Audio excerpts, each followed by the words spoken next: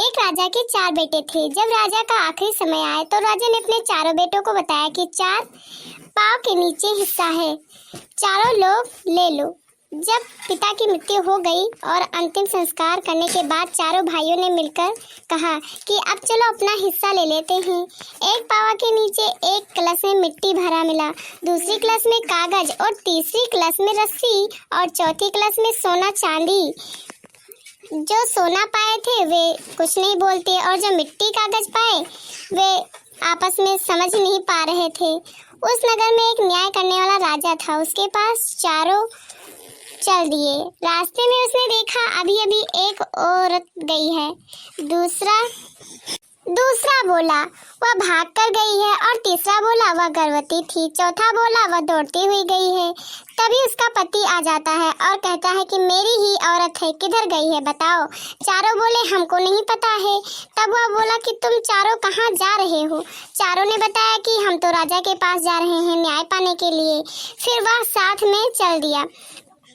थोड़ी देर बाद एक ने बोला लगता है अभी एक ऊंट गया है। दूसरे ने कहा सवार ना था। तीसरा ने कहा लगता है कि कुछ भार था। चौथा बोला कि उस पर रुई थी। तब तक ऊंट वाला पहुंचा और कहने लगा कि मेरा ऊंट कहाँ है, किधर गया है। वह मेरा ऊंट है। चारों मिलकर बोले हमको नहीं पता। ऊंट वाला बोला तुम कहाँ जा रहे हो। उसने बताया कि हम न्याय राजा के पास जा रहे हैं। उसने भी चल दिया। कुछ ऐसे ही हालात भी 4 लोग मिले, चारों साथ चल दिए। जब राजा के दरबार पहुंचे तो पहले न्याय मांगा और बोला। पहले आदमी ने बताया कि मेरी औरत के बारे में सब कुछ जानते हैं ये चारों, पर बता नहीं रहे हैं। राजा ने पूछा कि तुम्हें कैसे पता चला कि इनकी पत्नी के बारे में। चारों उत्तर देते हुए बोले कि रास्ते में छोटा एवं पतला पांव देखकर हमें लगा कि औरत है। दूसरा बोला। फिर राजा ने पूछा कि तुम्हें कैसे पता। युवक ने कहा वह चलते चलते बैठती तो दोनों हाथों को टेक कर उठी थी और जमीन पर बना था, इसलिए हमें पता चला कि वह गर्भवती है। राजा ने ऐसे चारों व्यक्ति को कहा तुम जाओ, ये लोग अनुभवी हैं। राजा के पुत्रों ने न्याय राजा से अपना न्याय मांगा। राजा ने कहा कि आज रात मेहमान बनकर रहो। फिर खूब स्वागत किया। जिस रूम में चारों को सोने के लिए भेजा वहां चौकीदार लगा दिया कि देखो चारों आपस में क्या बातें करते हैं। पहला वाला बोला राजा ने खूब खिलाया लेकिन चावल बासी था। तो दूसरा बोला अरे गेहूं परती खेत का था। तीसरा बोला अरे घी भेड़ी का था। चौथा बोला अरे राजा दुगला है। ये बात सुनकर पहरेदार दौड़कर राजा को बताया। राजा चारों भाई में से तो 3 ने भोजन पर चावल बासी बोला, गेहूं परती खेत का, घी भेड़ी का है, और चौथा ने ऐसी शब्द बोला कि मुझे शर्म और डर लगता है बताने में। फिर राजा ने कहा कि तुम्हें कहना है कह दो। चौथा बोला जो कहा बताओ। पहरेदार ने कहा कि राजा दुगला है। जब राज्य सभी लोगों को यह बात पता चला तो चारों भाई से कैसे चावल बासी है पूछा गया। हमने तो गर्म परसा था, पहला चावल कहाँ से आया। राजा ने कहा कि चावल वाले को बुलाओ।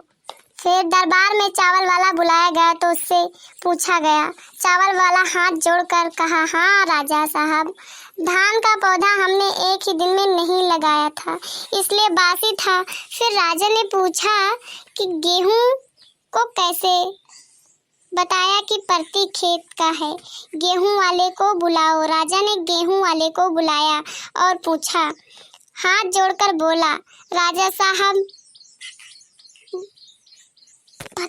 उसने कहा हाँ साहब, खेत परती था, उसको सुअर ने खोदा था, उसी में हमने गेहूं का बीज डाल दिया था, इसलिए गेहूं परती खेत का था। राजा ने तीसरे व्यक्ति से पूछा घी भेड़ी का कैसे है। उसने उत्तर देते हुए बोला घी वाले को बुलाया जाए। घी वाले को राजा ने बुलाया। घी वाला हाथ जोड़कर बोला महाराज, मेरी पत्नी की वजह से गलती हुई।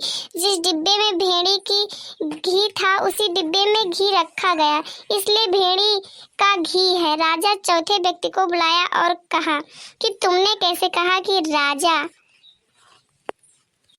राजा दोगला है? वो कैसे? उसने कहा कि राजा साहब, आप अपनी माता से पूछो और ऐसे नहीं तलवार लेकर जाना, वैसे वो नहीं बताएंगी। इसलिए तुम अपने गर्दन पर तलवार रख लेना और पूछना कि ये व्यक्ति ने ऐसी बात राज्यसभा में हमको कहा है। राज्यसभा में सभी सुनकर हैरान हो गए।